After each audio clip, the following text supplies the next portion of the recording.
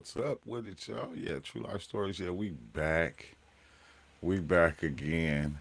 You know what? We we gonna keep running this thing. You feel me? Like, dang, I meant to come back earlier, but I had to do some things. I was doing some things. Some things had to be done. But let me say something, right? When it comes to movements amongst us and our people, you feel me? Sometimes, sometimes, right, we're gonna get things wrong with each other. But that's okay, you feel me? Long as we not hating on each other, you feel me? As the thing happens, we always good. We always good, but we teaching each other and learning from each other a lot, just with all this going on. And I feel like we not just learning from each other, we learning from everybody else too. Because just talking about it, man, it starts so much controversy. It's like it's wild, bro. Just bringing these conversations up, it causes so much strife in people. It's like why is people even getting angry behind this?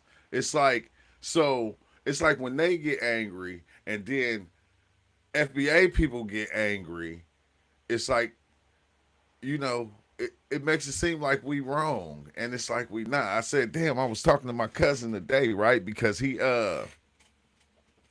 what's up with it? What's up with it? Welcome on, what's up with it?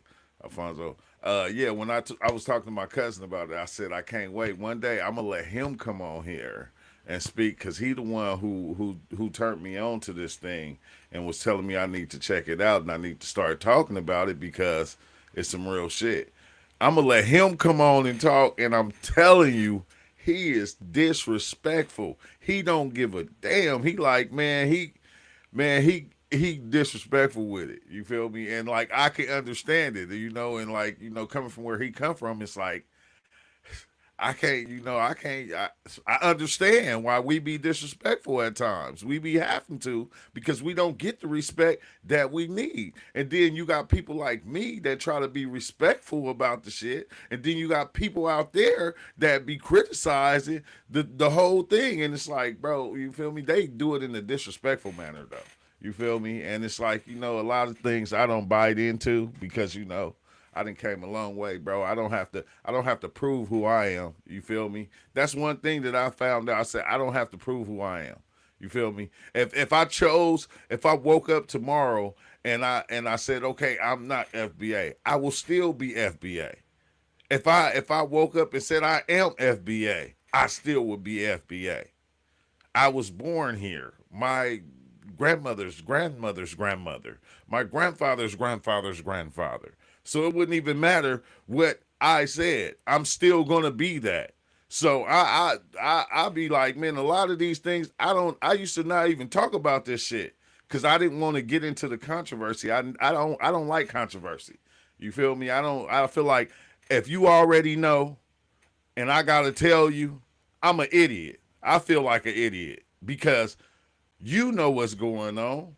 And for me to have to tell you what's going on, what you already see, but then you get mad when I bring it to the forefront and I show it to you, I feel like the stupid one. That's what I feel like. It's like almost catching a kid with his hand in the cookie jar and then you telling him, why you got your hand in the cookie jar? And he go, well, I didn't know my hand wasn't in the cookie jar, bro. I'm right here watching you. You feel me? It's like talking to kids sometimes, like literally, like they don't know what's going on. And I think this is the problem. Like this is the problem. That's why sometimes it's like it'd be cool to just be silent with people because it ain't no use of going back and forth with them because even when you go back and forth, they not gonna get it. Like a child. In order for a child to understand, we was kids, right? Okay, let me put it in a better sense, right? When I got older and my kids would go in there and just eat up hella food, it made me understand why when we was little, why my auntie had a lock on the refrigerator. I never understood. I don't know about some of y'all, but my auntie had a lock on the refrigerator and I never could understand why she had a lock on the refrigerator. And now, as I got older and I had kids and they were doing the things I was doing, I understood. So I'm just saying, bro, like even with talking to a child, bro, when you tell people something that they already know is going on and is wrong, they just gonna get angry or they gonna lie about it or they gonna try to point the finger at you. So a lot of times it do be cool to stay quiet. But on another thing, no. For us, I told you the other day, bro, we just like when we roll, like I guess people don't know, like like we for a lot of us is from the hood. When we roll, like I might not be the one with the pistol because I got felonies. But the motherfucker that's rolling with me, he got his hand on the hammer. He waiting for a motherfucker to jump and act up. He waiting. He can't wait to let off when you say some shit. That's how we roll. So you have people like us. You got people that's part of our community that's just really ready to jump. You feel me? They don't give a fuck about what you're saying, about what none of that shit you talking about. See, somebody like me, I sit here and have a conversation with you. But my cousin, if my cousin was on here, he wouldn't give a fuck about none of that shit you talking about. It's FBA all day, and anybody else can eat a dick type shit. He on that shit. You feel me? And I'm just saying, people don't understand that. A lot of people, y'all Africans and shit, y'all don't understand that. You feel me? Like we got motherfuckers that's just they ready to jump. And when you say some shit, they gonna go off on you. Period. They not trying to hear that shit. They not trying to be nice or none of that shit because you wasn't nice. But you know, let me get that out the way so I can explain to people. So you feel me? I'm gonna be more nice about it. You feel me? A lot of times you ain't gonna hear me talking shit because I don't have to. I don't have to talk shit about you. I don't have to call you names. But I see people do that when they come in. You feel me? They hear us talking about FBA. They want to come in. They want to say some old weird shit. You feel me? And I always be like, man, just let them be.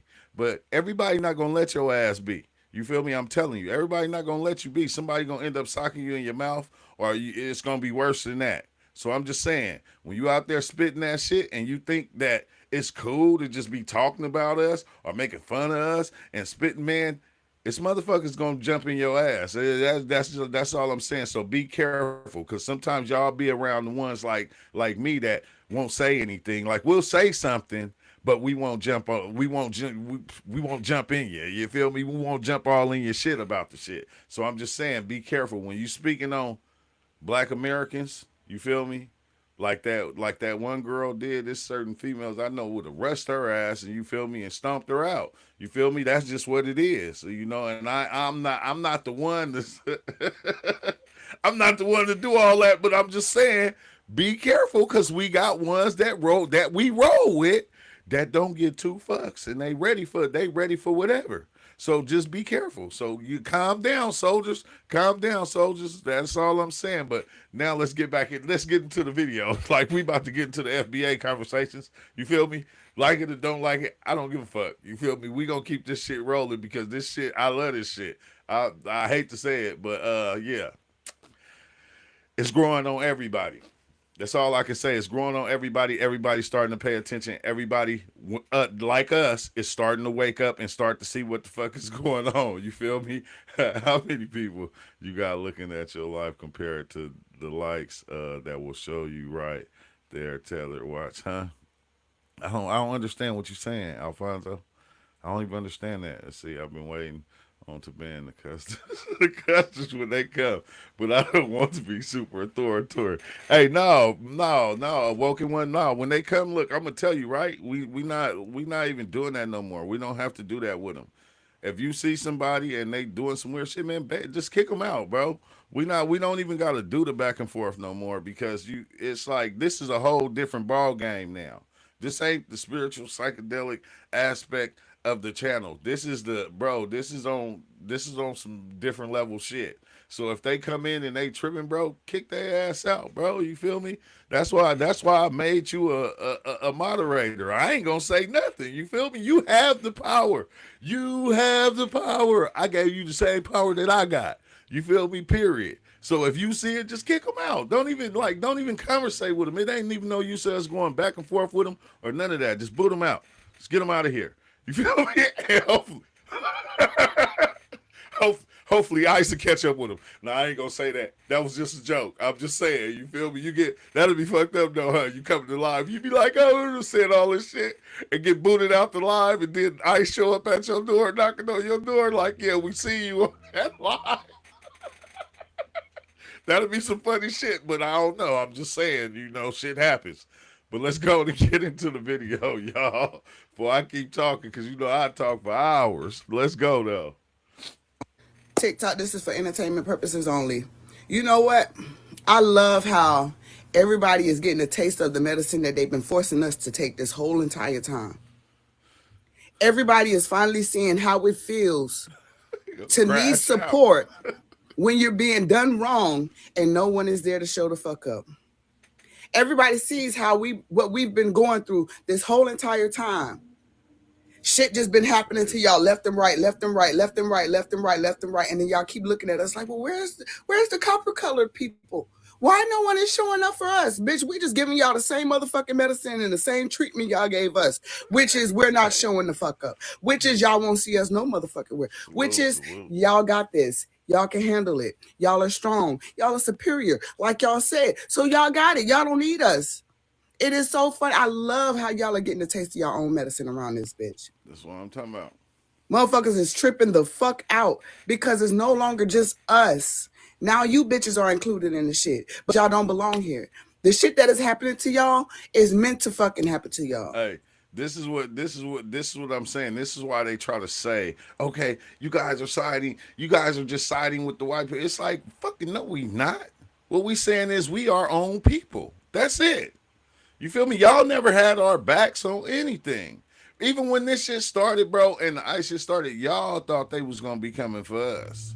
Tell the truth, man. Like my mama say, tell the truth, shame the devil. Okay? Y'all thought they was gonna come for us. You feel me? But it wasn't like that. Y'all played yourself. You played yourself. And we're not feeling bad or sorry for it. Y'all won't be getting us out our house for nothing. I'm sorry. I don't know what to tell y'all. I don't know what to tell y'all to do. Figure it the fuck out. That's what we had to do. Figure that when it was just us and we kept telling y'all, hey, hello, we're right here. We're humans too. We deserve regular treatment like everybody else. We deserve to be treated like everybody else. We deserve to be equal. Hey, hello, we wanted it, but y'all didn't. Y'all didn't give a fuck at all. No fucks were given. But now y'all mad because we don't give no fucks and we're showing y'all the true definition of not giving a fuck. See, y'all didn't know how to do it. We had to show y'all how to do it. We had to show y'all what not giving a fuck looks like. And now y'all don't like it because we literally are showing y'all that we do not give a fuck. By knocking y'all head loose every time y'all act stupid, by watching y'all fall, fumble, and crumble with the shit that is going on in this world, we're sitting back enjoying this shit. Baby, we got our legs kicked up. We're having the time of our motherfucking life. This is the least stress we ever had in a long fucking time. Yeah, in a long time. I'm pretty sure the little bit of crime rate that we did have has went down drastically because, baby, we barely doing anything. We not doing a motherfucking thing. Yeah, we still got our little jitterbugs out there acting stupid, but that's kids, that's young people. They gonna do that regardless. But when it comes to everybody else, oh, okay, exactly. Exactly. So with that being said, Ashe. Hey, exactly. They do not like that shit. No, wait, damn, where was I? They do not like that. You feel me? That's the part they don't like. You feel me? Like, we was all these other things, but then when they see us assimilate, boy, we line up like some soldiers. Are descendants of slaves really American, though? Yeah. What makes them American? Because they've been here. They've been here, and they've fought in every single war since our country's founding.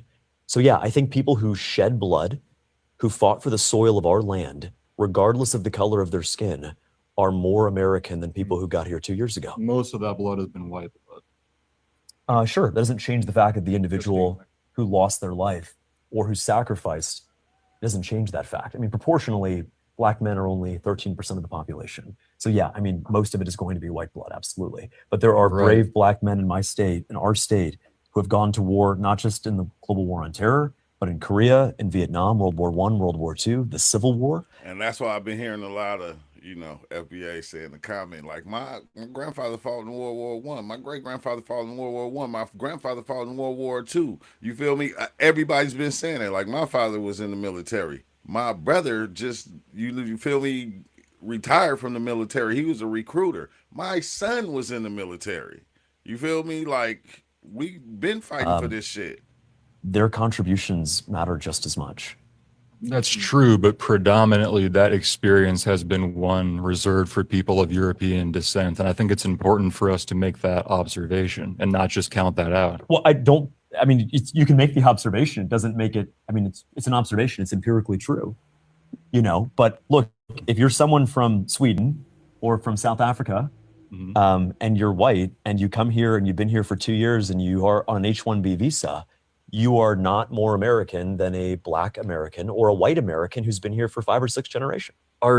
Now, that's crazy because they're saying you are. He telling them, no, the fuck you ain't. Like, what make you think that?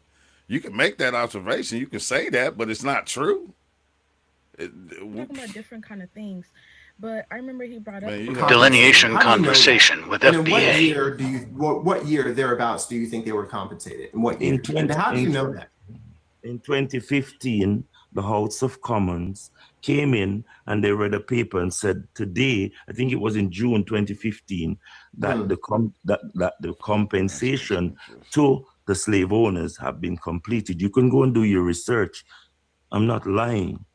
No, I was just, you're talking from a British standpoint. For here in the United States, you happen to be correct. The slave owners were compensated. They were the only ones who were compensated in the South. By 1866, at the end of the Civil War, slaveholders were compensated after the birth of the freedmen bureaus. So I just wanted to know if you were referring to Black American history or history elsewhere. That's why I wanted to highlight what we've done. What this is called the destiny swap.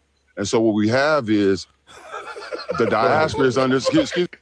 Hey, he said, Foundation of White Americans next. I guarantee you. You just said that. I guarantee you it's going on somewhere right now. I guarantee you some white boy somewhere that started it. I ain't gonna hold on, brother. We let you talk. Go ahead. The diaspora is understanding and watching in real time what Black Americans have pulled out of the mud and turned into a diamond.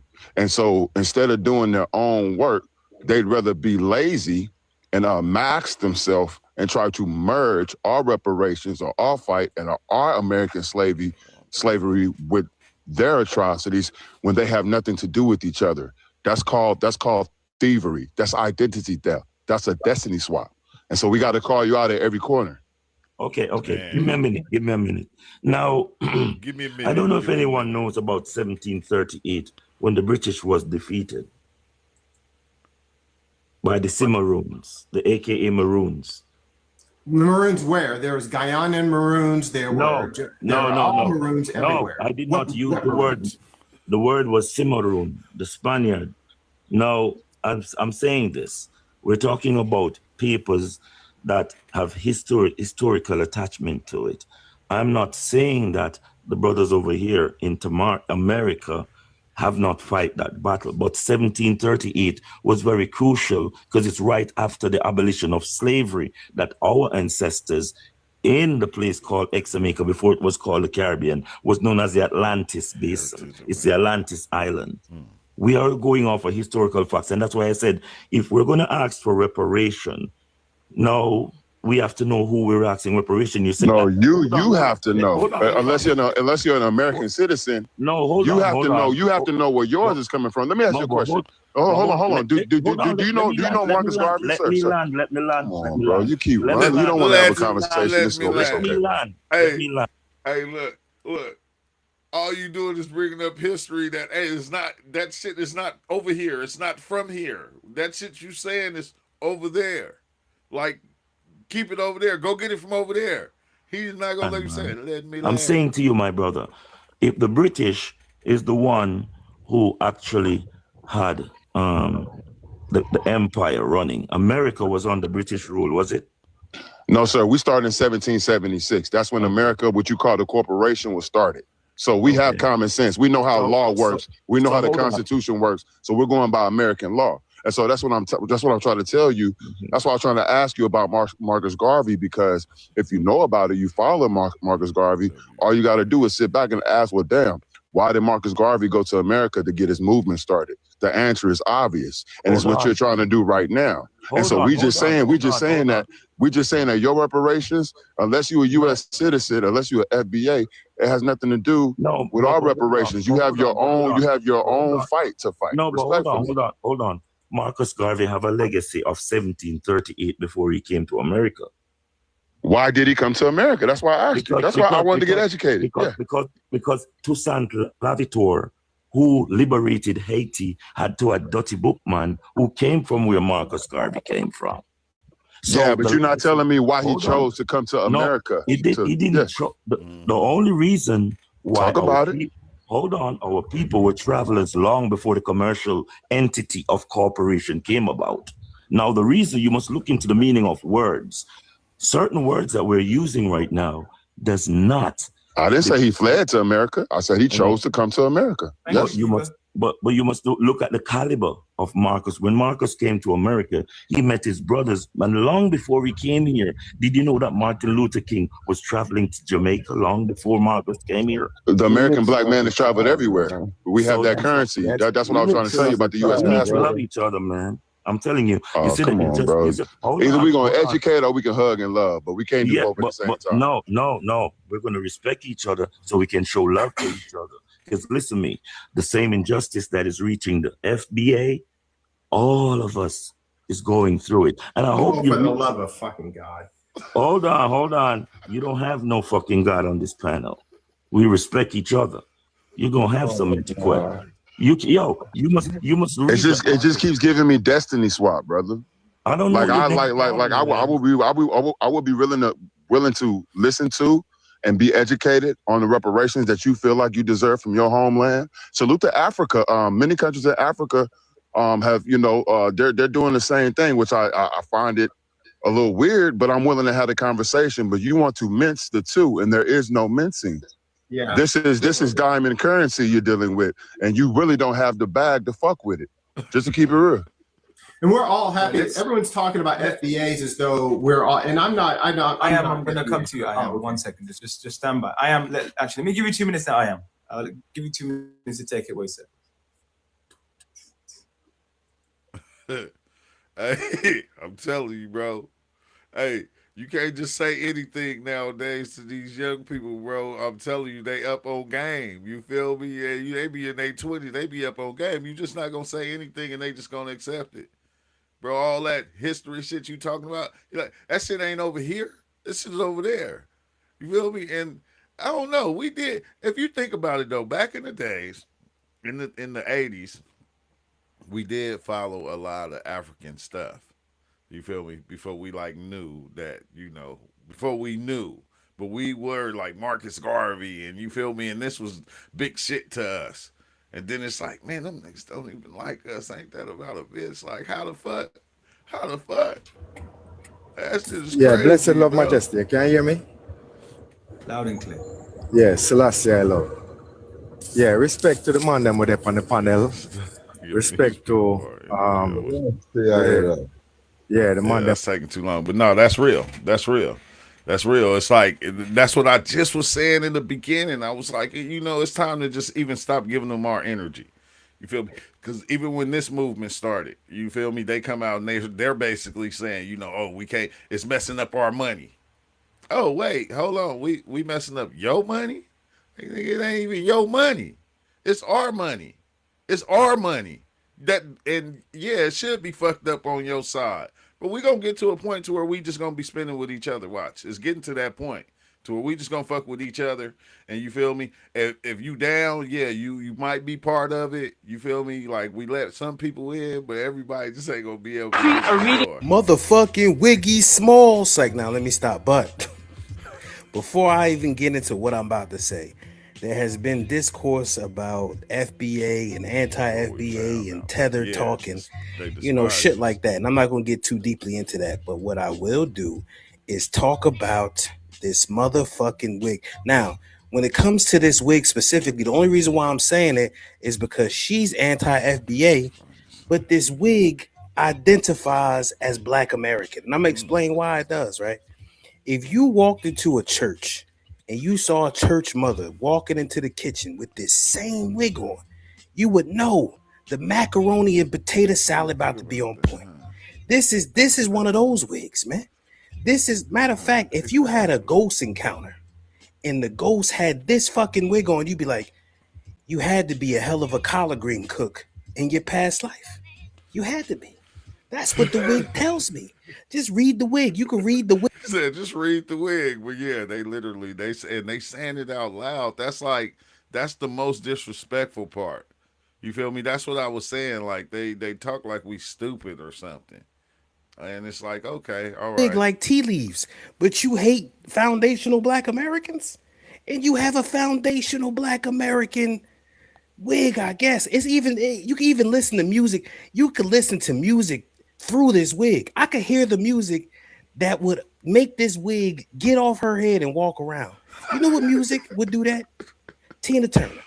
Because there's no way you could listen to anything calm with a wig like this on, because you had to be doing Nutbush City Lemon, just tossing it around, man. You know what I'm saying?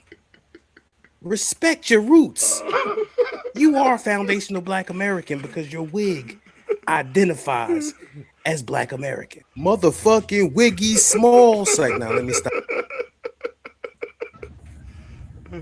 Okay, so we still talking about the diaspora, okay, the African diaspora. Still on this topic, still on this conversation. And I'm gonna play a video so that you can understand what I mean by what the diaspora or what African immigrants are thinking. Even if it's not the majority, the minority is the ones that seems to be the loudest about it. And it's these talking points that I want to add in this video. It's about 5 minutes that we're going to watch together. I want to add in the clip so that you can see what I'm talking about. What's your views on Tariq Nasheed? Because he's got this thing called Foundational Black American. Yeah. What is that about? Because I feel like that's pure division, if I'm not going to. It is. But I get it. I don't agree with it, but I get it. This is what it is. There were too many Black people from outside Africa, from outside America, going to America and playing the ass. And what it is African Americans spotted this and spotted that there's a consistent pattern. Black Caribbeans, Black people from Africa going to America and being the ass. And what the FBA agenda is putting up a wall and saying, no, you guys can't be a part of this if you're going to be on that, raccoon train. When you say playing the ass, what? Because from what I know, a lot of Africans, a lot of Caribbeans who go there, academically, they're surpassing them. And also business-wise, they're surpassing them. So who was playing the ass? When they then use that to say, well, that means that you African Americans are lazy. Do you see? Yes. And then being on some right-wing conservatism, let's throw African Americans under the bus. That's true.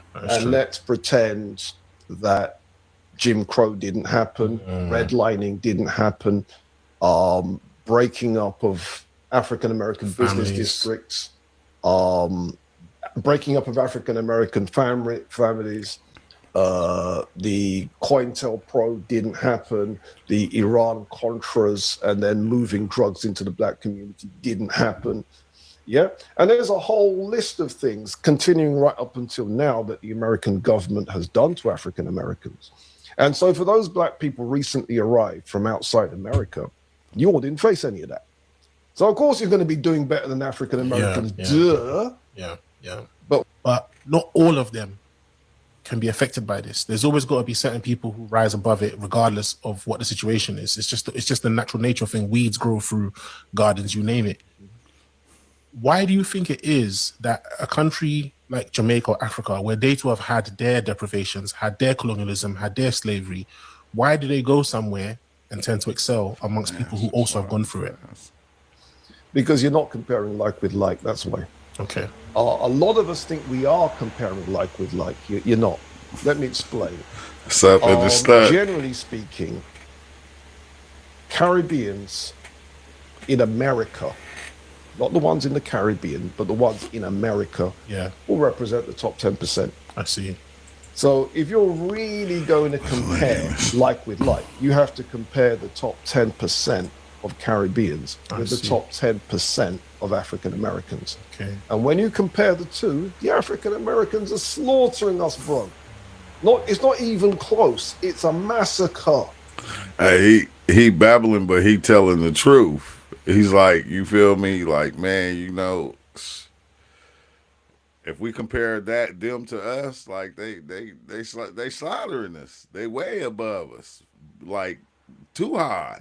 But what it is we compare the top 10% with your average African American. You're not comparing like with like. And if you compare your average African American, you're 51, you know, you've got 1 to 100 and Mr. number 51. Number 51 is richer by a factor of 20 than your average Jamaican. Do you see? So what happens is it's a perception thing. Now, let's be clear. We can all point to people from outside America. Go to America and rise. Yeah? Colin Powell did that. Kamala Davis. And it's crazy because I didn't even know. I didn't know Colin Powell wasn't from here. I didn't know, bro. I ain't gonna hold you. B. Harris has done that, whatever. But you can't pretend that's typical. That's fucking wild. Do you see? Yeah. But what happens is because we live in a world where people don't really have full pictures, you can take the exception, use that to smack around African Americans' faces. You know, this guy just got off the boat. He's doing better than you.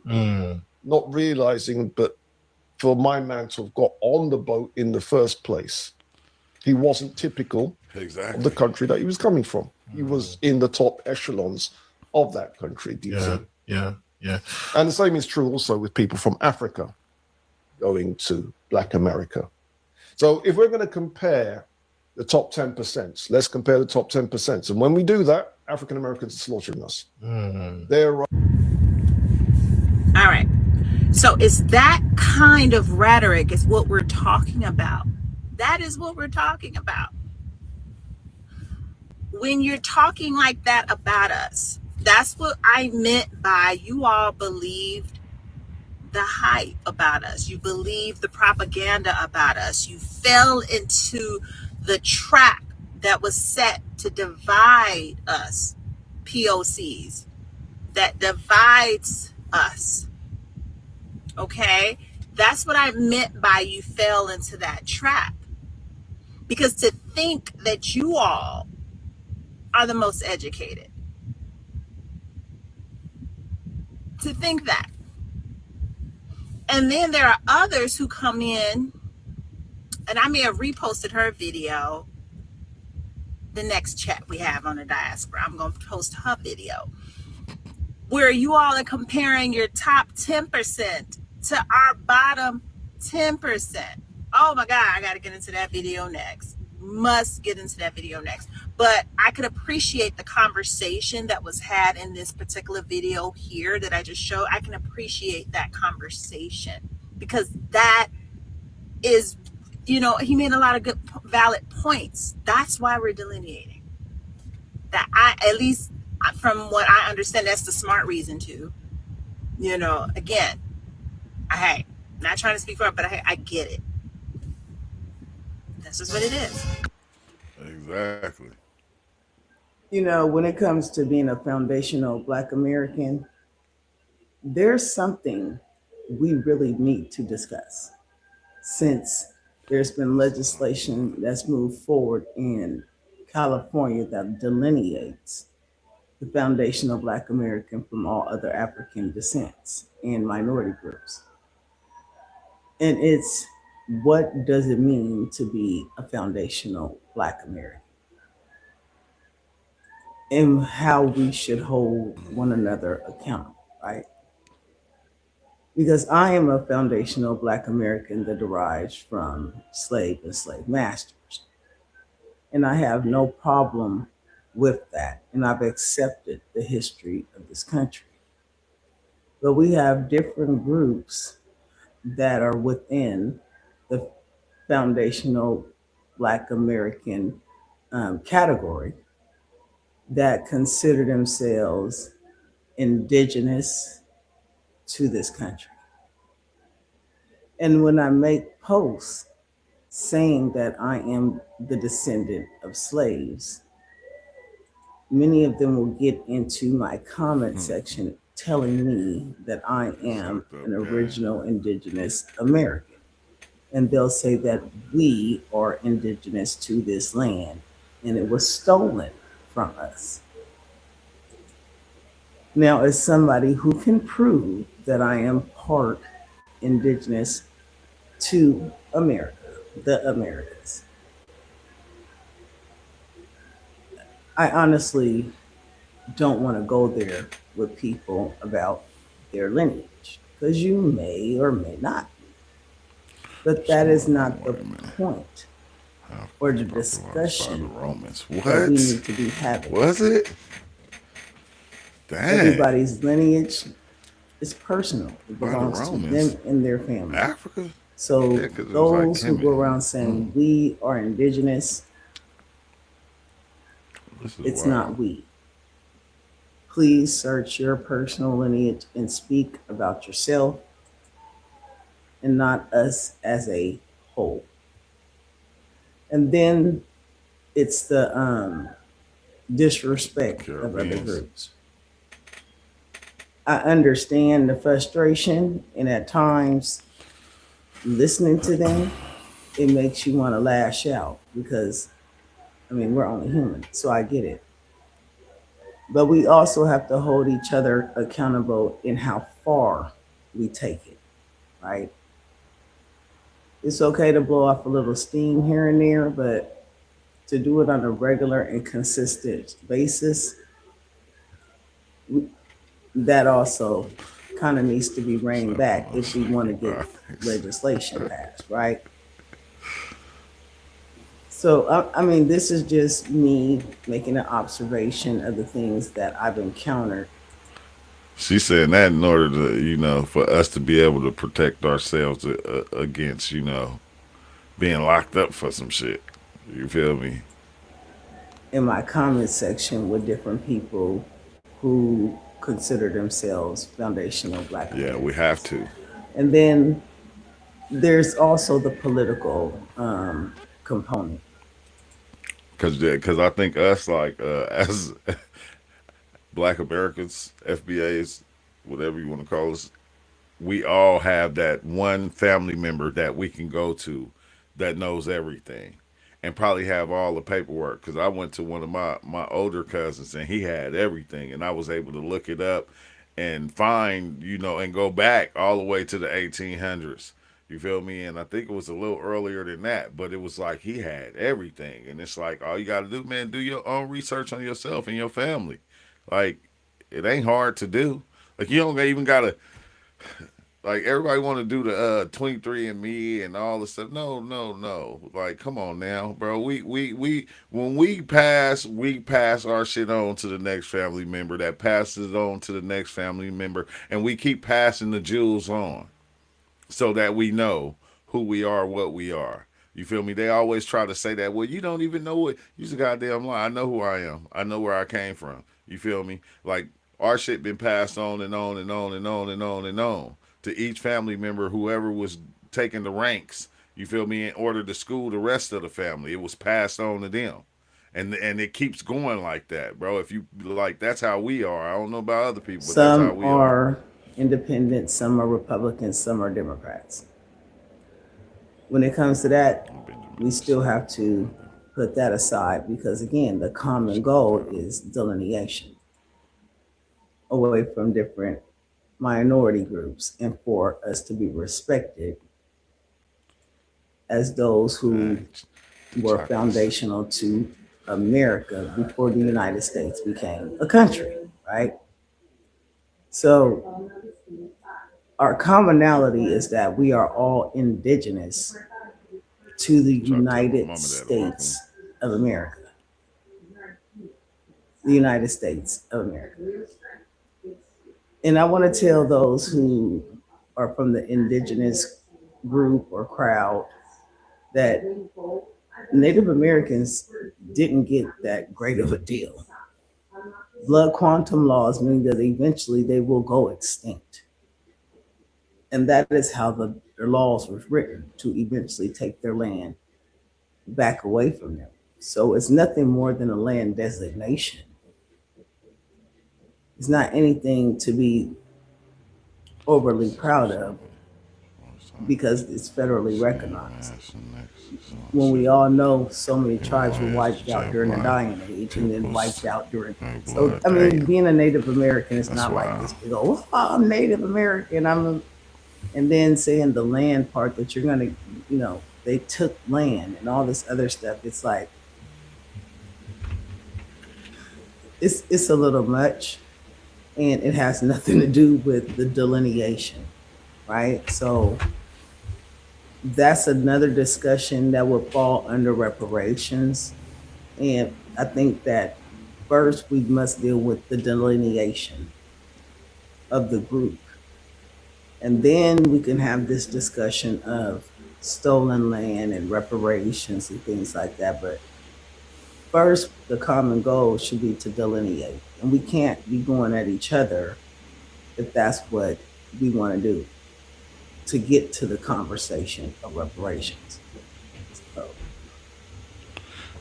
I just wanted to put that out there because I see a lot of back and forth within FBA. Yeah, that be the thing with me. It's like, sometimes, but shit, what they be doing, they be trying to point people out because some people will try to claim to be FBA and they won't be from, they won't be from here.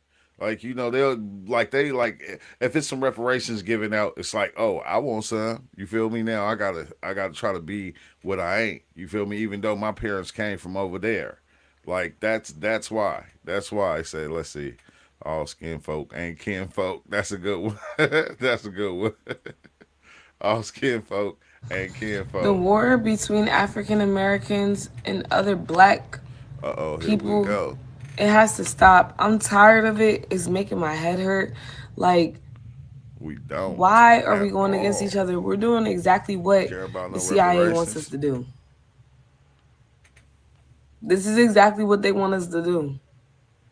What is the purpose? What's the point of trying to say that somebody is cosplaying as an African American? Who cares? My great-grandparents. We are all black. African American culture is not just from foundationally black Americans. Hip hop. The founding fathers of hip hop are all Caribbean. All Caribbean. The founding this is who fathers. They was talking about, huh? So don't get in my comments trying to say that they created rap. The founding fathers. Y'all like to just, But there's no point in doing all this back and forth and trying to go against each other. It's stupid. I'm convinced that all of you guys that do the arguing are straight bots and are white people behind the pages because it's not making no sense to me. I've never seen this much disagreements and conflict between black people before in my life. The same thing with the mixed conversation and you guys trying to take mixed people out the equation and saying that they're not black. Like, it's really starting to get on my nerves. So the only black people is African American people. Those are the only ones that matter. People that all their history is from from America. Because correct me if I'm wrong, but Google is free. And again, the average African American has 24% at least European in them alone. So why are we going to bash or going to war against all these other people? It's stupid. And I'm not putting the blame so. It's wild because I keep on saying that it's not no war. Like, why do they keep saying that? You feel me? Like it's a war. It's like it's not no war. That ain't what these people are saying. That's why people get mad about the shit, because it's not no war. It's just, okay, we just delineating. We just cutting everybody off. That's all that's being said. So why be mad? It's like only on African Americans. That's what you wanted anyway. But it's really starting to give me a headache. Anyway, I don't want to hear about it no more. It's making me want to get off TikTok for real, cause it's stupid and it's dumb. We're all the same. We're all the same, especially Caribbeans, because we come from the same makeup. European, Native, and African. We all come from the same makeup. So why are we doing this? Why are we doing this? What's the purpose? It's so stupid. Just stop. We invite all cultures. It's not that deep, bro. It's not. Especially because a lot of us have Caribbean in us. A lot. Unless you are literally from the South, like the Southeast, that's the only way I can see you not having no Caribbean in you. And even then, you got Florida, who has a whole big variety of Caribbeans. So I don't know. It just sounds crazy to me. Like, the majority of us have Caribbean in us. So it's like, what's the purpose of you even doing all that? So many talented Black athletes, singers, rappers, entertainment, everybody. So many of them have Caribbean in them. So you gonna discredit them too? Because once we start trickling down, we're not gonna have nobody. I'm just saying. I'm just saying we got each other. That's the problem. That's the problem. You like, even when it comes to hip hop, when it comes to music and all that, like we know it came from us, but it's all right. Let them say what they want, but they know, once we stop making that shit cool, it's a problem. You feel me? Because all it takes is one of us to be like, man, that shit was garbage. You feel me? And it's gonna spread, and everybody gonna feel it, and the shit gonna be garbage to everybody. That's how it is. So it's like, if I was them, I'd be mad too, bro. I'd be mad at you niggas too.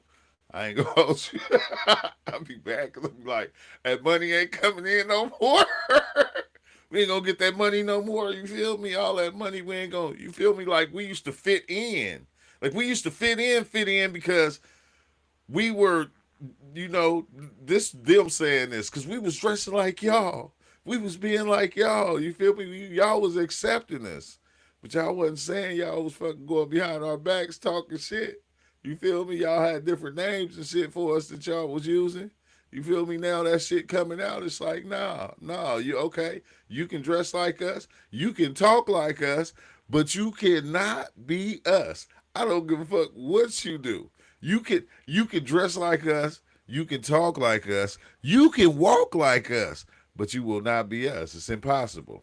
So I want to address something that's been on my mind and something that I've been seeing. Within the delineation conversation between FBAs and Black Americans, I'm starting to see a huge misrepresentation of intersectionality as a concept. That's a good question. And I had a conversation about this on my live yesterday about how the delineation conversation in itself is an intersectional conversation. And intersectionality allows you to see and understand how multiple forms of identity and experiences can create a collective experience, especially as well as an individual experience. I said that the other day. I said, hey, this train moving. This car is moving. This on the go right now. You feel me? You either gonna get in or you gonna get rolled over. That's just what it is. You just gonna get in or you gonna get rolled over. And that's what's happening. And what I've seen is that people are saying that others are using intersectionality to center a given identity, such as their sexual orientation, to basically derail the movement or things like that. And I believe that a lot of people are missing the point of intersectionality and having intersectional conversations, because intersectionality doesn't seek to center one single perspective. It just creates awareness for another perspective. And when I say that the delineation conversation is an intersectional conversation, is because you have the intersections of being Black, whatever gender you ascribe to, and the fact that you are a descendant of slaves. Those are intersections. And they intersect, hence the word intersectionality, to create a given experience, which is the experience that we're talking about as we're delineating. So when we hear statements of being Black first, I think that it's particularly harmful and limiting to the conversation and the movement as a whole, especially in the conversation about reparations, because you need an intersectional approach to discuss who was harmed, how they were harmed, and what repair even looks like. So we shouldn't be looking at our race in isolation, but also we should be looking at how multiple forms of oppression and systemic injustice has gotten us to this point in addition to our race. So it's not like you're just looking at them in two different parts. Those two parts fit together to create the experience that we're even talking about in the first place. And this is why Kimberly Crenshaw talks about how intersectionality is a multiple burden rather than a single categorical axis, because you have different identities that line up and intersect to create a certain experience. So I think that as Black Americans, we really need to start representing intersectionality correctly, because we're literally having an intersectional conversation. No, you heard what she said. She said, first we got to figure out, what happened, like, it's like, bitch, we already know what happened. We ain't got to figure out shit. That's the thing. We don't have to, like us from here, we don't have to trace our roots back to understand what we saying. We don't to understand what we've been through. We don't have to trace it back. We already know. So if they got to go through everybody and look and see, that means somebody, that means you got people out here that just, ain't really been with it. They've been through the shit. So therefore, they got to kind of get weeded out. You feel me? You got to cut the weeds out the grass. And it's like, this should be wild, bro. Sometimes it be too much because people, I don't know, I think people think we dumb.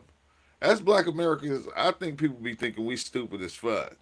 And somebody said in the chat, they said, we got to stop being so loving.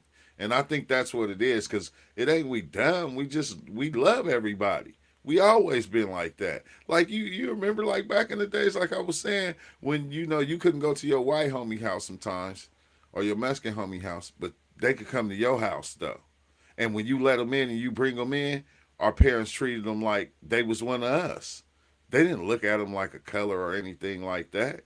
You feel me? Like, bro, this should be Toby be good nigga from shit. As an African living in the United States, I used to share the same sentiment that Africans share about African Americans, because I had a hard time when I first moved here. People used to always tell me, you're not Black enough, you're an Oreo, you're secretly white on the inside, as if I wasn't literally from Africa.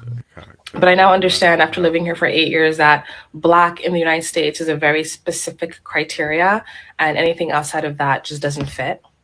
But I want to help African Americans understand that Africans coming to the United States are immigrants, first and foremost.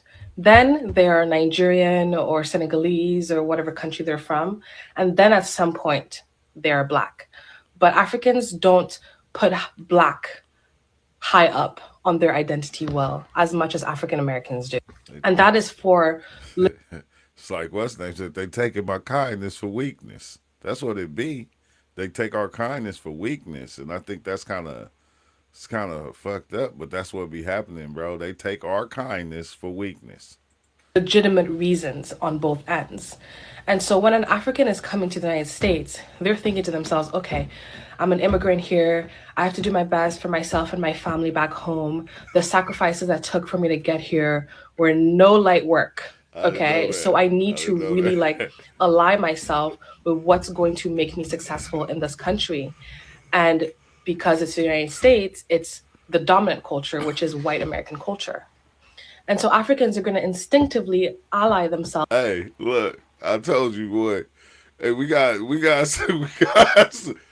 hey, some of us, we ain't got no chill. We ain't got no chill for you. You feel me?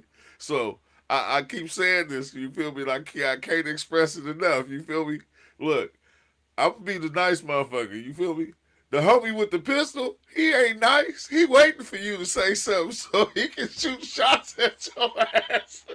He waiting for you. He got a whole drum on the shit. He got the whole drum and he ready to let off every shot in that motherfucker, making sure you hit. So they gotta be careful what they say because motherfuckers gonna be gunning. You got motherfuckers that's gonna be like, bro, I ain't trying to hear that shit. I'm just saying. With the culture that's going to give them the most success. I mean, African Americans even admit that they have to code switch to be successful here because that's what brings success. And so Africans are like, all right, we'll do that. And it also doesn't help that for a long time, Africans are fed a very negative view of Black American culture, and that's its own propaganda. But because Africans are so conservative and they're coming to a country where Black Americans have been labeled as the antithesis to this conservative traditional family values, they have, if anything, more in common with like Southern Baptist, white, racist people. But that aside, going back to identity markers, Black Americans put Black first and foremost, and then everything else goes below it. And so they're thinking when another Black people come to our country, they're going to want to integrate with us, the other Black people, because Black comes first. And they get quickly disappointed in realizing that for Africans, Black and the identity and that coming is not first.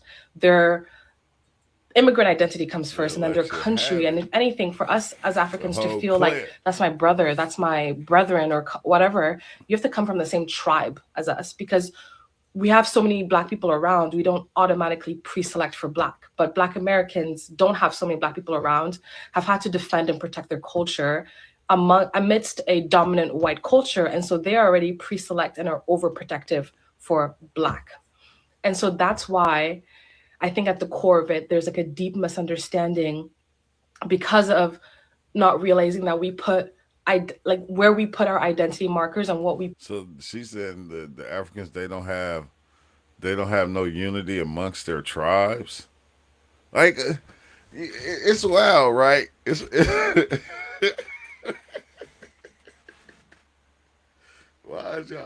Why y'all feel the need to have to explain? You feel me? Why it's almost like when you break up with your girl or you break up with your dude and they try to explain to you, well, look, I'm sorry, I apologize, and then you just be like, look, it's not you, it's me, okay? They try to explain themselves. You feel me? You like, no, just pack your stuff and just leave. It's like, but I don't want to leave. They trying to explain this. Like, why are you explaining yourself? There's nothing to explain. You feel me? It's not. Look. Other people out there that that ain't us. Look, it's not you, right? It's me. It's us. All right, it's us.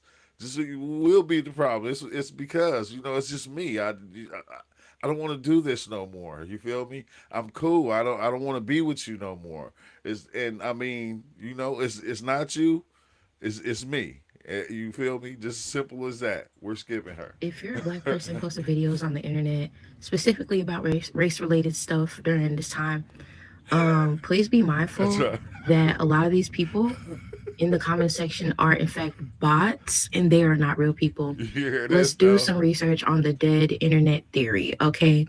It ain't really too much to theorize about. I can clearly see that y'all niggas are bots. Like especially when y'all come in the comments doing a lot of projecting on things I didn't say or imply. Like, you're a bot. You're a bot. And I'm not really gonna, let you get me out of my body. But that's the thing. A lot of people don't really know what a bot account looks like. I might post another video on that, how to tell what's a bot account. But especially like when it comes to the FBA thing, I know it's like super. Hey, she's saying no, all the ones that shooting shots at her, they bots now. They bots. Okay, yeah. Why you ducking and dodging? Controversial. I've been doing more research on like the talking points and popular opinions. It's not a centralized thought movement, y'all. So when you see something that's hashtagged FBA or Foundational Black American, you're going to get a varying degree of talking points.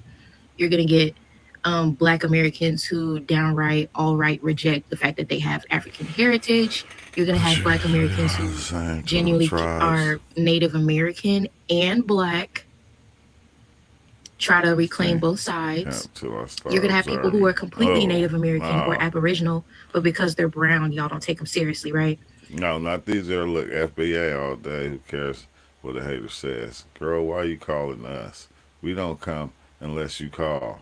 Look, I don't know if these is bots right here. I agree. I was following Inform Inception when I stated as those, but I knew bots would get involved because the message is easy, right, and contained. No, those be real people half the time.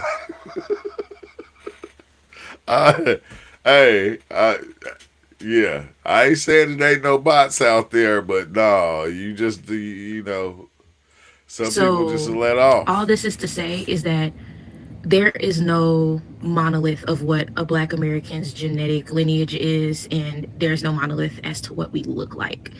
So because of that, you also have people out here, being like, oh, where are you from? And they need you to explain yourself and explain your lineage for like hundreds of years. You know what I'm saying? A lot of it's very accusatory, and that's why FBA got called divisive.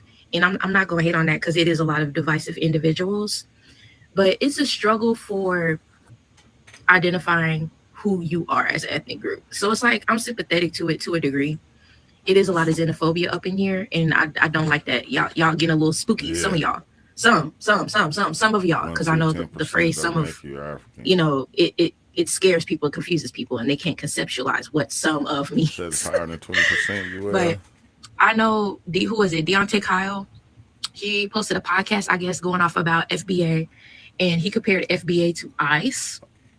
I got you. That I'm not gonna lie, that all the way blew me. That 100% blew me because I don't even think FBA is an organization, bro. It's a reclamation of ethnic lineage. Like we are not institutionalized white supremacists, bro.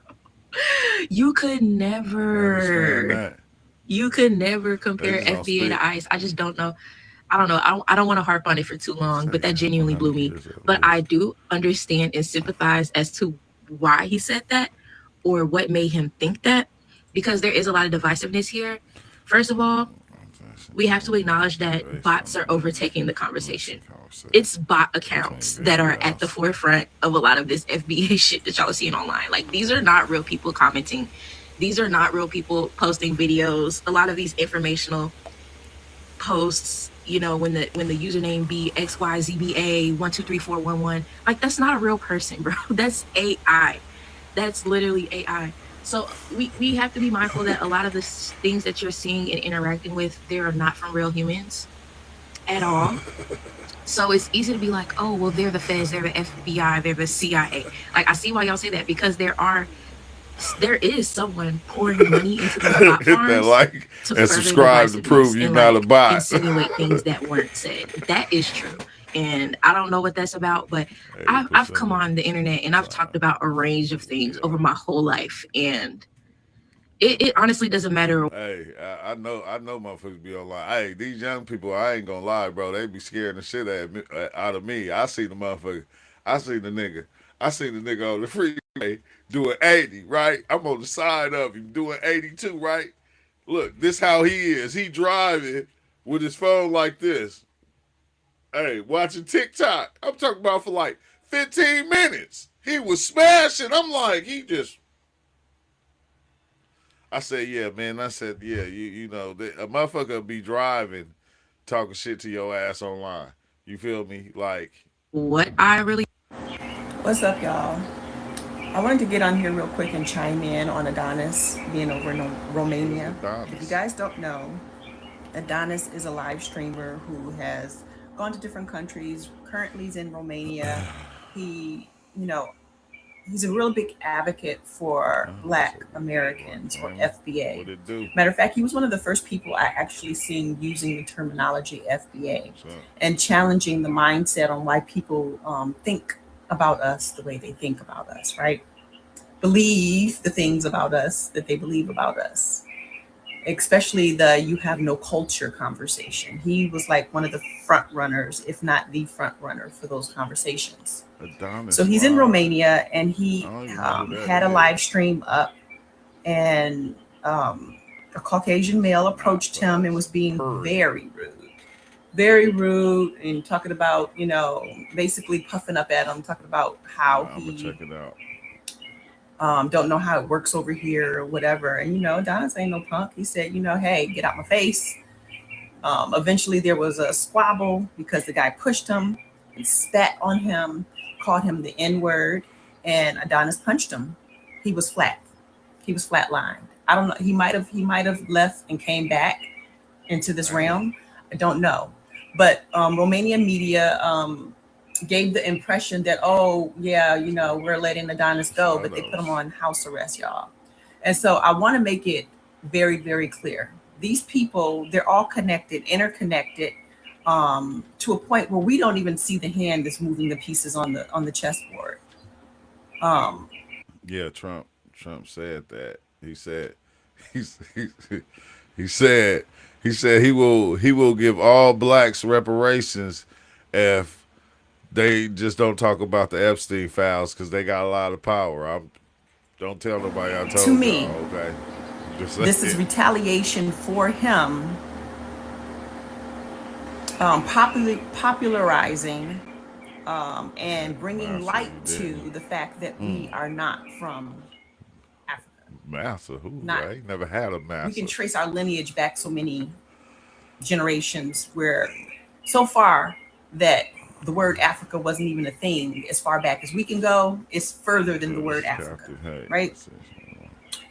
So he's been doing these conversations on the streets of London, on the streets of Romania. He's been, all over the place having these conversations with basically Africans for the most part. To check it out after this. Challenging the mindset. And you don't think that has any repercussions? You don't think that they send non-player characters to infiltrate your space and try to get a reaction out of you? This is punishment. And this is going to probably be bigger than what anybody thinks. Going too fast. Because he's a problem. He has opened up Pandora's box. You say this, and he has to be removed. He's being removed from the chessboard. At least they're trying to. I don't know if there's very many options for him to kind of like retreat and to come to a place of safety. They're trying to discredit him right now quietly. They're doing it very, very sneakily in Romania right now. They're see who this dude is. Painting a picture like he was the aggressor when there's obviously video, but they don't care about that. All they need is time and the ability to show their narrative to the people there instead of the narrative that the Americans have, the live stream and things like that, or whoever has the live stream. There were witnesses, but he's still arrested. He's still arrested. Today, I think, was the first day. Today is the 28th of February, 2026 was the first day that he's gotten back on live, and he showed that he has a tether on his foot, and he's under house arrest and being surveillance. While this other guy, seemingly on house arrest maybe as well, I'm not sure, he's alluding to the fact that he's on the inside scoop of these cops of this political scene, and those are his boys, and so he gonna be all right. Just want to let you guys know that they don't play fair. They've been watching him for a long time. So pray for Adonis. And anybody out there with any type of deep connections to advocate for that brother, please do. I don't even know who Adonis is still. I want to get on here real quick and chime in on the going on before me, you feel me? For us to be doing this on the side of each other with these brothers, you feel me? Man, collabing with for years before my time. Like it took 20 plus years to come to this, come together and talk as men, and you know what I mean? And ain't no guns getting up, ain't no fists getting thrown, you know what I mean? None of that. I don't care if you bitty jitty, folk want us to fight for it. I don't care about none of that. You double H, this is what it is. Because guess what? When we behind the walls, we double H. You feel me? So why we can't do double H when we outside the walls? But if we push the peace, I'm stumped down. You know what I'm saying? You ain't gonna throw a pebble, you ain't gonna throw a rock, because that's what we doing, even though you don't like this brother, what's going on. You know what I'm saying? You can't push peace the back door. Dang, you feel me? My brother, I know what he on. He want what's best for me like he want what's best for him. You feel me? Hey, I'm telling you, bro. Hey, despite what, this is what they don't want right here.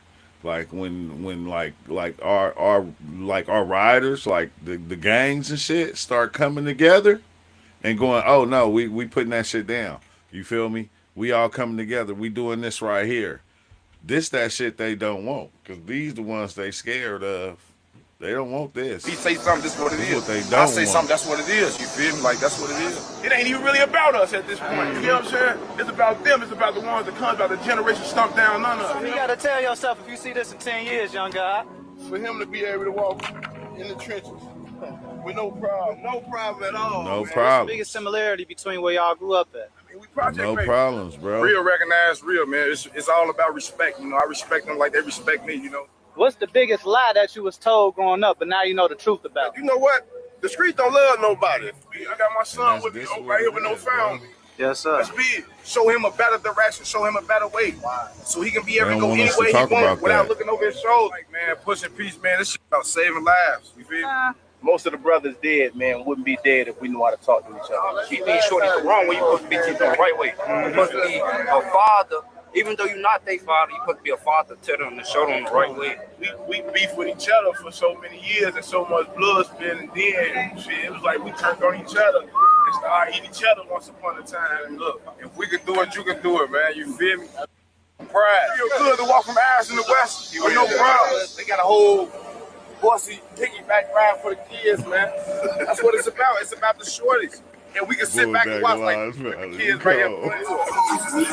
Get out of here. You say what? You try to shut them down, Brody. Hey, but I hate it. This is what they don't want right here, bro. Like when the real ones, like the ones in the streets, come together and be like, nah, we ain't on that no more. We trying to get money. We trying to, raise our kids. We trying to help other people raise their kids. Like, this is what they don't like. But it's crazy because, like, as black folks, like, as a black man, I think we always been like that when it comes to, like, our family. Like, we always been helping each other raise kids and some more shit, bro.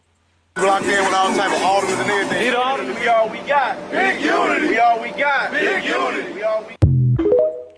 That's what they scared of. They scared of that shit right there. They don't want that.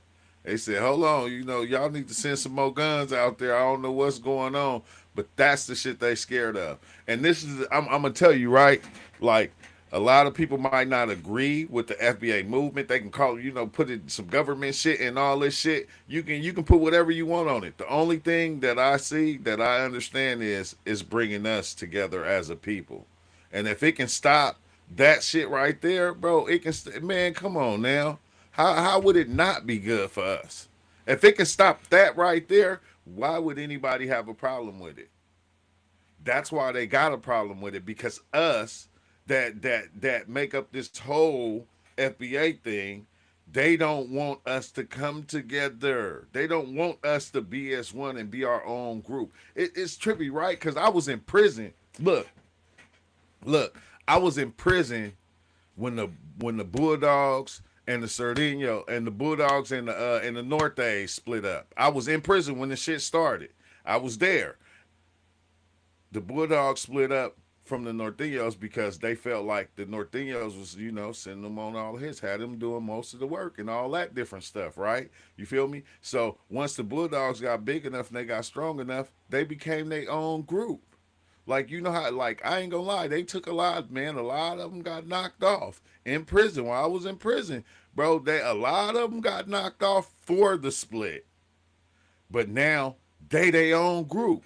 When you hear about Bulldogs, you hear about them from all the way from fucking Bakersfield to the Bay Area. You feel me? But they had to split up with the other groups in order to do their own thing. They became so big because when they were small, they were being controlled by all the other Mexican gangs. It was like that, like they were all being controlled by the other gangs and the different sets that, and once they broke off and they started their own, bro, they fought their way They fought their way to be who they are. I give them much respect. I ain't gonna hold you because I was there and I seen it. So I'm going, you feel me? Like, bro, that's what we're doing. That's what we're doing. We're just breaking away. We're not saying that, you feel me, we hate you or nothing like that. It's just when they broke away, it was mad because now I can't tell you what to do no more. Now, if I need something done, some real shit done, or I need some, I can't come to you and have you do that and run that play. You feel me? And that's what it is. Now y'all can't get our money no more. Y'all can't act like us in order to get our money no more. It's so much going on, bro. It's like it's so much to it. But I think that's the part people don't understand. Like, we just breaking away. Like, as black people, we need this for ourselves, bro. We on our woosah moment. Let us be woosah. We don't even want no problems. We not trying to even argue about the shit. We just telling you, okay, damn, we seen that shit you did. I ain't fucking with you no more. All the shit you did from like all these years, though. It's a long list. We have a long list. A lot of us have it. And we were trained not to talk about it. We was trained not to speak on it. We was trained to keep it to ourselves and keep it pushing. We was trained to be nice. We was trained to still help people and take care of people. That's how we were trained. Think about it. Like the big mamas that was in the house taking care of the slave white master kids. We was trained like that. We was trained to be a certain way, and now we breaking all that shit. We coming up out them chains. Look, I told you, we broke up out of the physical chains. Now we breaking out the spiritual chains. Once we break out the spiritual chains, it's like, what the fuck? Like that's scary. That would scare the whole world. Black Americans breaking out the spiritual chains, oh yeah, the whole world is gonna be spooked. They don't want that. They don't want that shit. So let's dive a little bit deeper. Let's see what he say.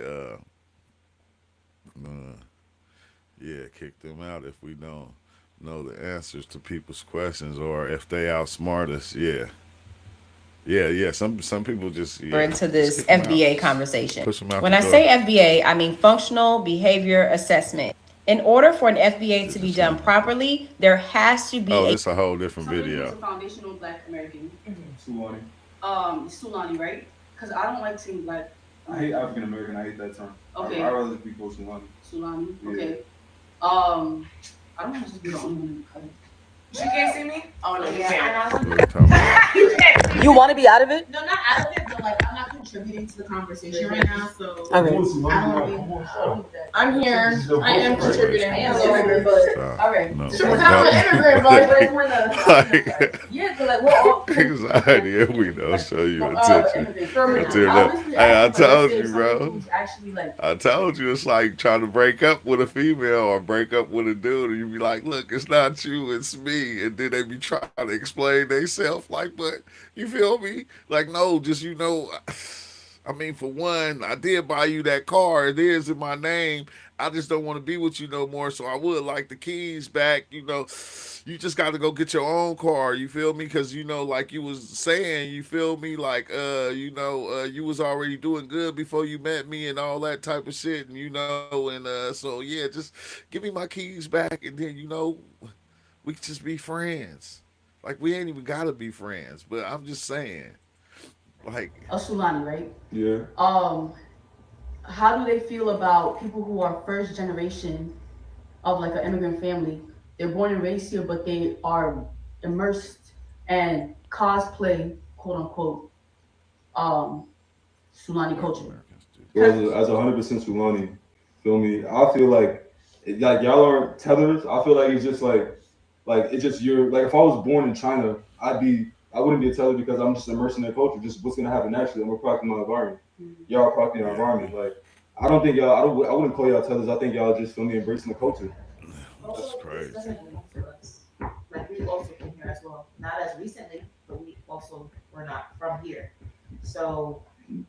But are you talking about like I'm not talking about land. Are you talking about like culture, like things that would culture, like rap? Just because you weren't from here, that doesn't negate the fact that y'all still created a culture. Yeah, we created our own thing. The most dominant culture in like the world. I agree. People dress a certain way, act a certain way. You know what I'm saying? That's Sulani culture. Like, Taylor, were you talking about land just now? You said this wasn't ours when you came over here? Yeah. Yeah, she's talking about land. I'm talking about, if you talking about culture, yeah, that's just ours, word. Because then, let's say, like, I'm Ghanaian, right? I could see how it would be weird for somebody who's not Ghanaian to immerse in Ghanaian culture. I'm not going to talk shit per se, but it would be weird, right? No, it is very But weird. I feel like Sulani culture isn't gatekept enough. Because realistically, what the fuck would majority of the world do without Sulani culture? This is Vaughn's favorite conversation. In terms of how the fuck we dress, Because it's facts, like she's saying. I'm just, it's your favorite conversation. The world be born to show with all this. So yes, people say African Americans, but we kind of did branch off and give ourselves our own name in our own culture. Because people don't like saying African American because they say that they're not African. Yeah, we 40 years. And Africans don't want to be attached to the Americans either. I'm just African. Fuck you.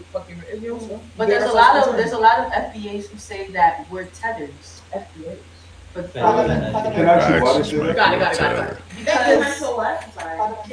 I don't know why they say that. Because like, I mean, maybe Did like you hear that. Ashley Taylor? Huh? Yeah, I heard it. Okay. Maybe. Because oh my fault. Because I had posted a video on TikTok basically saying why does a certain person have a New York accent and another person doesn't, right? Yeah. So I'm Ghanaian. I have a New York accent. A lot of people can look at me and think I'm Sulani if I don't tell them that they're Ghanaian. So somebody commented and said I'm a tether. I mean, personally, I think that like there's a lot of hating ass niggas out there. I believe that. Sorry. We can continue. Okay, so you're saying that people call you tether because of your experience here and how they perceived you and blah blah. That's what you said, right? Basically, yeah. Okay. Not to say blah blah blah. Like with how I talk mainly and like. But I mean, you live here, so it's like. How do you like talk when you you're said, home? like when you're in a place for a period of time, you're gonna adopt. Wait. So how do you talk when you're home? Because I can say, here's what I said. Like I think I give an opinion. This is because I know that when I'm with my mom, I am black. Oh, Yes, my mom Solani. has catered to me and gone through the Trinidad and Panamanian side to give me my other side's culture. But I know for a fact that when I go home, I'm gonna speak to the black lady in the house. But if I go to my dad or if I'm with my nana, my accent is real. My accent is strong because that she knows nothing of the American syntax. Like my grandma can be recorded at any time. That's a great question. Oh, okay. That's deep. I didn't know that. But at the same time, you're in a crowd. Because I'm asking, answer her question. Lives with your parents. Because to answer your question, I do talk differently when I'm home. It's toned down, but also you can still argue that if you're at work, you're not going to talk. You know, exactly. That's why I was asking the question. Like I feel like some people just The best of your own culture. Yeah, they hear her speak how she speak at home and then go down because she doesn't have time to sing her sound with that. You're not gonna say the same curse words you say right there. Mainly want to get opinions from. So like, what as far as what a tether is, my definition would be like, okay, if you're not from here and you try to say that, look at what we created rather than look at what they created. When it starts becoming like, oh, like this is ours rather than recognize it's a piece of somebody's culture, then that's when I feel like you can be a tether. Can you explain that? So like, all right, feel me like. We had this conversation. Like, all right, feel me like, if I started saying, oh, I'm responsible for bachata, I'd be like, what the fuck? Like, my people are responsible for bachata, even though that's clearly not true. That's not becoming a tether. Like, I'm trying to take responsibility for the things that they created. So feel me, if people come over and they're like, oh, we helped create hip hop. We did this, we did blah blah blah. Sure, like you definitely participated, but it's mainly that's my people. I would not argue this though, because let's say some people could argue that some things did originate in Africa, like certain hairstyles and stuff. We had conversation with music too, but Sulani's twisted it. Yeah, when I say twisted, adapted, twisted, my thing with that is changed. though, like sure, like I would agree with that. For me, braids and stuff like that, sure. Yeah, like braids are cool, but it's like A whole lot of it actually. But it's like, are you saying that, I don't get it, are you trying to say that, okay, sometimes when people were coming from Africa that weren't slaves, that culture was brought over and then it was adapted, is that what you're trying to say? I feel like she's saying that there's borrowers on both sides. Like if there's like. She said we not from here. He agreed with her. We 100% are from this soil. So what are you saying though? No, because you said that a tether is basically somebody who's an immigrant, for example, coming here and saying that that's my, like, telling a black person, oh, that's my shit. Yeah, I'm saying it's like it can be anybody. Feel me? Like you're taking responsibility for somebody else's lineage. Like you're trying to be a part of it. Like not trying to be a part, but you're trying to be like, okay, that's mine as well. When that's not the case. Okay. All right, so I have a question. I thought you said when it comes to culture, especially like the whole African diaspora of culture, right? Yeah. There's a lot of combinations. It's a lot of sub-communities. Like, Rice. And I think that that's also important to acknowledge as well. And I think that when I say like things get adapted, like an example would be with music. A lot of times, like the certain rhythms, those things go into every single version of the African diaspora when it comes to culture. Okay, but and they get adapted to different ways in order to fit whatever mold as far as like becoming unique in that particular culture. But like the drums, like things like that, like certain instruments are prominent, certain types of rhythms are prominent. Somebody who's a foundational Black American. Sulani. Which is actually quite interesting because I got a call from the Foundational Black American Society here in Florida who reminded me that Byron's mother is Jamaican, he is Panamanian, and they found it quite insulting in their words that he would try to claim victimhood of slavery, not a single descendant of American slaves in his family. I like those foundational guys. They're so good. Tariq Nasheed and all. I mean, I don't agree with everything. But like they've got a perspective. If you're and I think this the part too where they be getting it misunderstood when, you know, even when white Americans get behind like the movement, they try to make it seem like it's like about them, like, you know, well, they're doing it because, you know, white America, they're trying to be white, and it's like, nah, nigga, that ain't it. You feel me? Like, if they understand, they just understand because they was here. They know the history. That's why they understand. A lot of them, the ones that come from overseas, they don't know the history, so they don't understand it. They don't understand the history, and it's like, you know, this shit. I'm about to kill this video right here. It's like, we don't like ourselves. Shit, man. Hey, that's the cold thing about it, bro. If you don't love yourself, not like yourself, if you don't love yourself, that's a problem going on within the individual. And I think a lot of people, that's a lot of people out there. They don't have love for themselves. That's why they treat people in the ways they treat people, because they don't love themselves. And that's the problem right there. Like, you got to learn to love your fucking self before, first and foremost, so you can learn how to treat other people. Because when you treat and give yourself love, you can go and spread that love. Like, you feel me? We don't need to have this conversation. Hey, but you have to have self-love first before anything. And that's basically what FBA is saying. Like, we got to love ourselves first. You feel me? We gave y'all the love. We've been giving it to you. Now it's time for us to love ourselves, because the love we've been giving, we ain't been getting back. We haven't, bro. And like, I guess it's wild, right? Because the ones that are not Black American, I would expect people not to understand. You feel me? The white people didn't understand for a long time when we was telling them what the police and what motherfuckers was doing to us. The white people didn't understand it for a long time. Look how long it took for them to understand, you feel me, to get rid of the cognitive dissonance and then awaken and go, oh shit, they've been treating Black people bad. Look how long it took, which they kind of knew. They just didn't have to worry about it because they would never put in them positions. They didn't have to worry about getting pulled over and snatched out their car. You feel me? For nothing. Getting your car searched on a traffic ticket. A traffic violation. Oh, you didn't use your blinker. And now you pulled out the car sitting on the curb in cuffs in the back of the police car. They searching your car and everything on a traffic ticket. A lot of people didn't have to go through shit like that ever.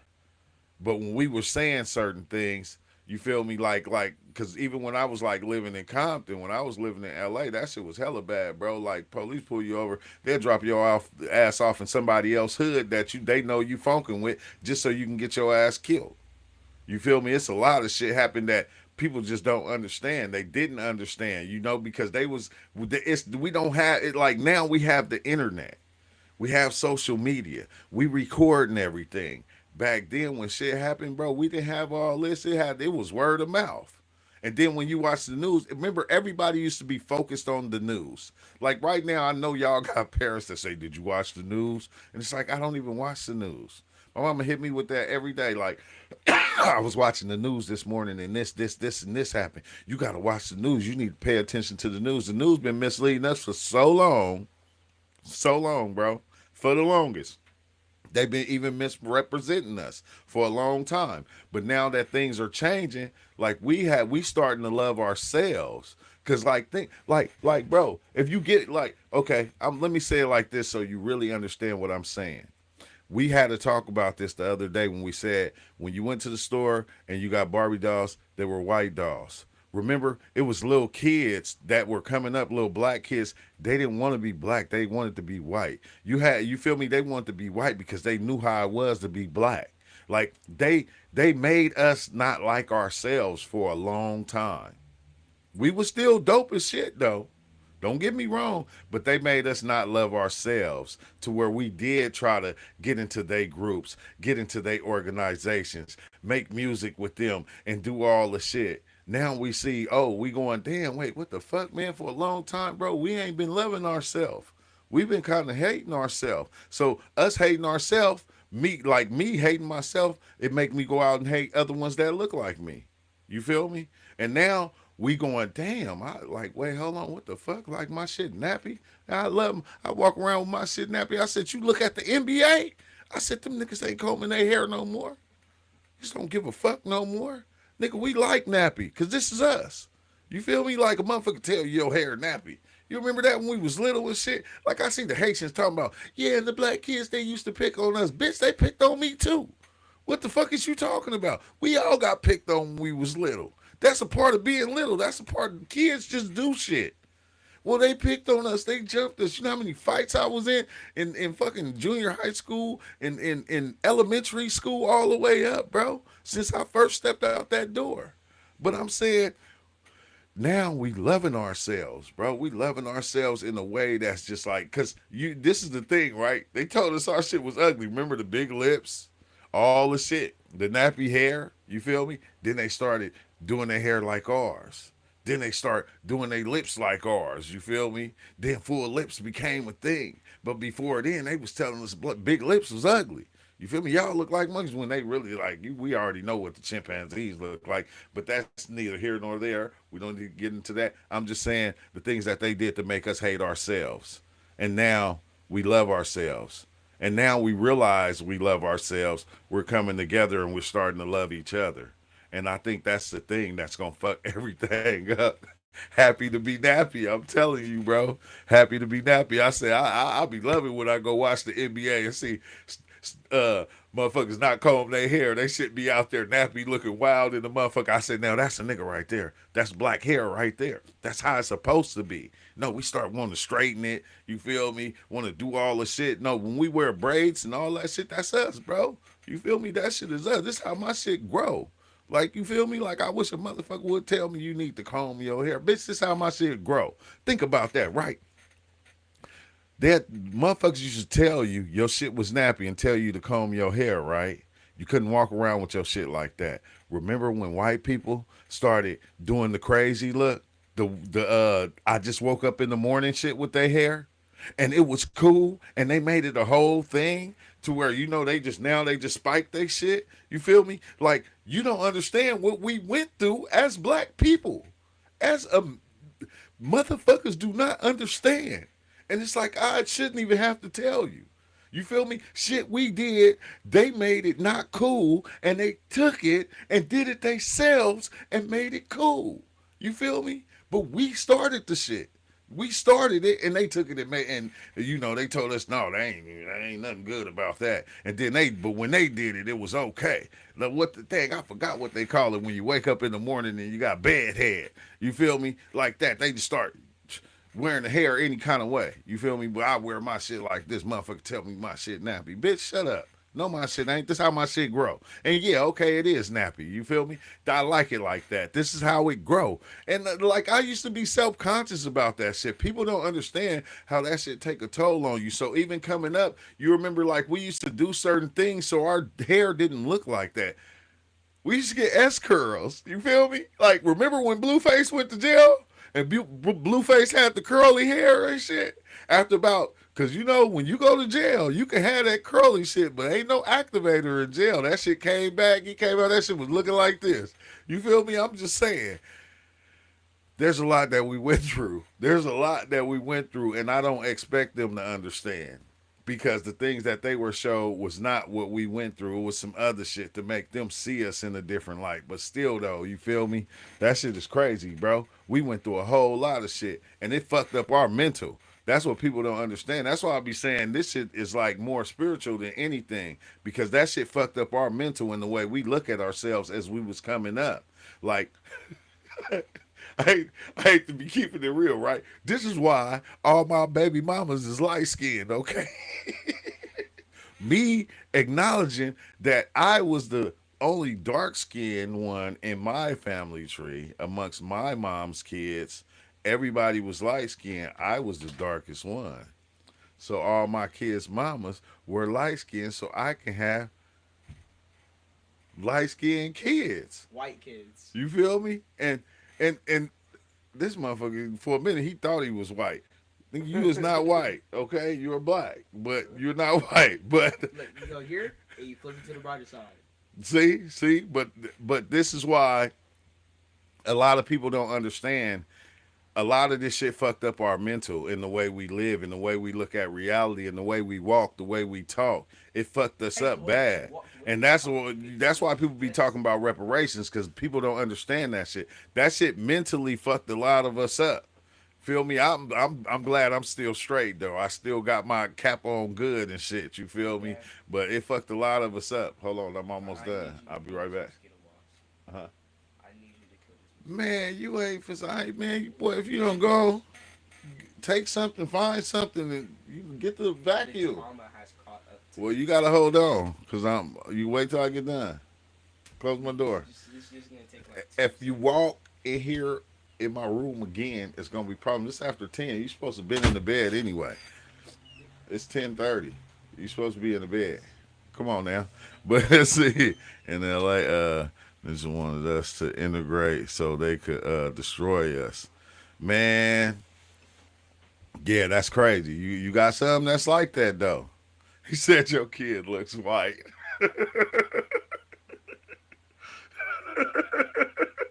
He not. He's just a light-skinned black dude.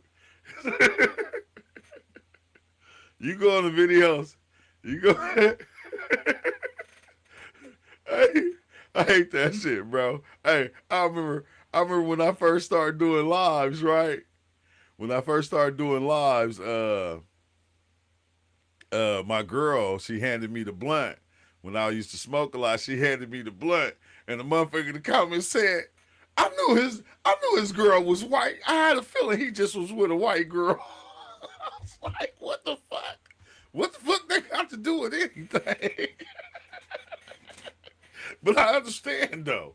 I understand. You feel me? Like I understand. But no, my girl, she's just what's name. Like this is what people don't understand about black people. My girl dad is this color. Her mom is a little lighter than this. She's albino though. But both her parents is black. From here, black, you feel me? FBA, foundational black, African American, whatever you want to call them, they from here. She's just albino. She's just blonde hair, blue eyes. So therefore, when we had kids, our kids is just light like her. They didn't, they look like me, but they got her lightness. You feel me? So whenever they even say like black people can't make white people, that's a goddamn lie. I seen black people make a lot of white people. I know that my father-in-law and my mother-in-law made a white person. You feel me? And she's not white, she's black. I'm just saying. That's it seems disrespectful though. What seems disrespectful? To be mad they escaped and how claim they're not a part of you. Dang, I didn't even catch that, bro. He said light skin or FBA. Hey, look, even my parents, like both my parents is dark like me. And when they had a kid, right? I came out dark like this, but my brother and my sister came out a little lighter than me. And my older brother, their first son came out like my son. Came out like light like my son. So my older brother is light like him. I don't even know what the fuck happened, but I'm like going, I don't know, bro. This is, I don't even know where I was going. My mama is light skinned, full blooded Cherokee. Yeah, my mom and them like that's why I was talking to my mama and she was like saying I did my ancestry and it said that I was this and this African. I was like, it didn't say nothing about your Indian. She was like, no. I said, hey, wasn't your grandma? Like your grandmother was full blooded Indian. So I like she was telling me that today, and then I'm like going, wait, you ain't seen the videos that the motherfuckers was lying? You feel me? They was playing with us. Like you can't even check that shit. I don't even know if it's real. I don't even believe it. But I'm just saying, my grandmother, my mom's grandmother, is full blooded Indian. You know, my grandfather, my great grandfather, they is black, but I'm just saying, Negroes, that what they say, Negroes is what they call them. We FBA are drawing a hard line in the sand. If you're not descendants of from blacks here during the creation of the U.S. stuff, yeah, that's I think people don't understand that, bro. It's gonna be hard. Like it ain't gonna be hard, bro. They understand it. This why the fuck they mad. Hey, they understand it, bro. They just gonna be mad. That's just what it is. You feel me? Let it. You got. We ain't even got a trip. You feel me? Let people be mad, cause it is what it is. You feel me? Like it is what it is. Let them be mad. You know, it's just like I said about the Bulldogs breaking away from the Norteños. You feel me? And I got love for both sides because I know people from both sides. All my tattoos came from prison from a Bulldog. I got some done by a Norte, then I got some done by my Asian partner. So I'm just saying, in the sense, I'm just saying, bro, like, we just need to just do it and just not even fucking give them, like, we don't even got to give them no shade, bro. It ain't even no reason, bro. You feel me? Because it's just showing their true colors. It's showing their true colors. It's showing everybody's true colors. That's all it's doing. It's showing their true colors. So it's like, let them talk shit, because it's just showing that we was right. Okay, we was right. That's all they saying is y'all was right. Y'all was right. We didn't like you motherfuckers anyway. we didn't like you motherfuckers anyway. You feel me? And it's like, okay, cool. I ain't tripping. I ain't even mad at you. I ain't even mad. I ain't mad. I'm gonna keep it pushing. You feel me? And why every time we was watching the video, why the Africans was bringing up reparations though? Why they keep bringing up reparations? That's the thing I couldn't understand. It's like, you know, when they be in the middle of the talk, you be like, but the reparations, and it's like, why you keep bringing up reparations? We don't give a fuck about reparations. Now we won't turn it down. I'm gonna tell you, we won't turn it down, but we don't give a fuck about reparations. I hate to say it, we ain't tripping. We doing our thing. We doing our thing. Everybody's doing their thing. We don't care about that. It's not even about that. But that show how money hungry people are. It like, watch, every time when you hear one of them talk, the reparations gonna get thrown in there, and it's like, bro, like, what the fuck you keep bringing that shit up for? Why is you even making that a part of the discussion? It's like, but I mean, we should get parts of the money. It's like, no, the fuck you shouldn't. If it was given, since you want to talk about it, you don't deserve it. It's not your money. It's not for you. It's for the ones that Trump said it best, okay? Trump said it himself. You feel me? And I think that's the problem, is the fact that when we break away from them and we create that separation, now that times have changed, all that money that was funding their programs and funding them, it's going to come back to us. It's not going to go to them no more. And that's the problem they have, because they've been living off our tax dollars for the longest. Our tax dollars, the money we're paying taxes, you all living off our shit for the longest, and then want to talk shit about us like, oh, okay, all right, Once we create that separation, you ain't going to be getting that shit no more. You're not going to be getting that no more. You're not going to be getting funded by nothing of ours. Nothing that comes from here. You feel me? Because they going to know the difference between you and me, period. And I think that's the thing they hate, bro. They going to hate that. They going to hate that shit. Like, what the fuck? Like, but the money was free. Yeah, it was. Bitches, ain't no more. Pack your shit. Pack your shit and just go. You feel me? And matter of fact, if you can do so much better than us, that's the part I hate. I think that's the part I just don't like is when it's like, well, you just mad because we came over here and we rose above you. Then how come you didn't take that rise back to where you came from? How come you didn't pick all that up that you made over here and take it back over there? You feel me? Because you can't. Because you didn't. You didn't. You feel me? You living in a weird ass illusion, which a lot of us is, but that's neither here nor there. But I'm about to get out of here. My son need my help. You feel me? My son that thought he was white for a little bit. You feel me? But this the propaganda they push on us. I remember when he was younger though, because he used to be like, "Dad is the only black man in the house."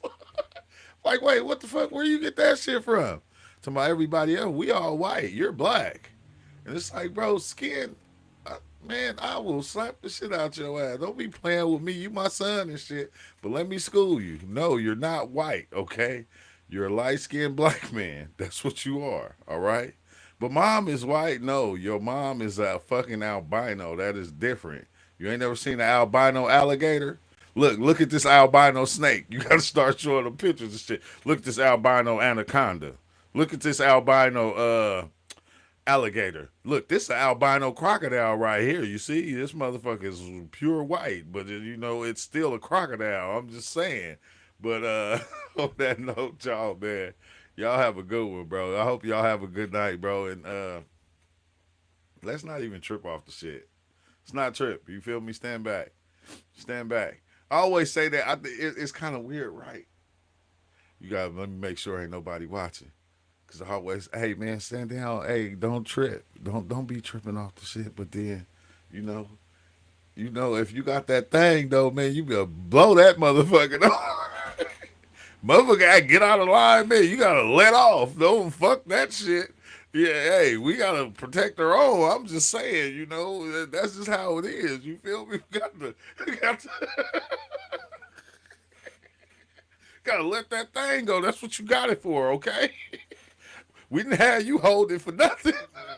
We already know who the shooter is, okay? So, you feel me? We already know who it is. So, it's like, bro, you feel me? That's just how we run. That's how we ride. But I'm on that note, man, peace out. Man, I'm going to holler at y'all. And, yeah, it's always a blessing. Man, y'all have a good one. Peace out.